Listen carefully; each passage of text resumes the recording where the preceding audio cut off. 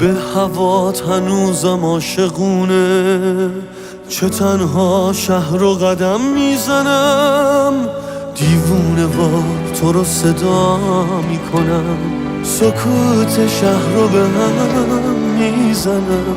من اشتباهی به تو دل نبستم، دل به تو دادم که تو هم بشکنی، از هر طرف برم به تو میرسم، تویی که آخرین پناه منی.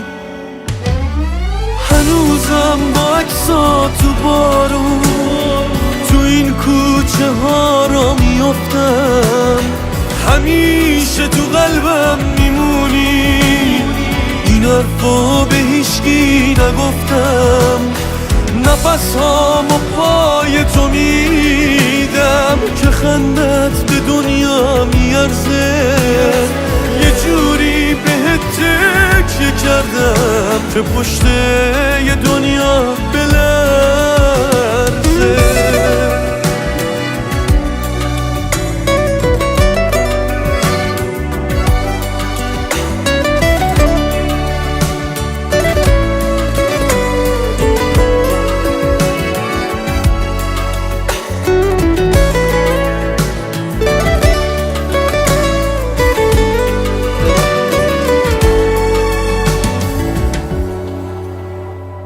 تو هر وقت نباشی رسیدم به بنبست، قشنگتر از حس تو دنیا مگه هست؟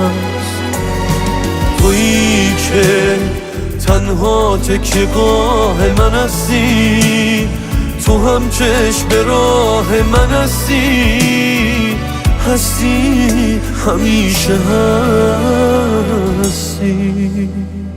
هنوزم با عکسات تو بارون تو این کوچه ها را میافتم، همیشه تو قلبم میمونی، این حرفا به هیچکی نگفتم، نفس هامو پای تو میدم که خندت به دنیا میارزه، یه جوری بهت تکیه کردم که پشت یه دنیا بلرزه.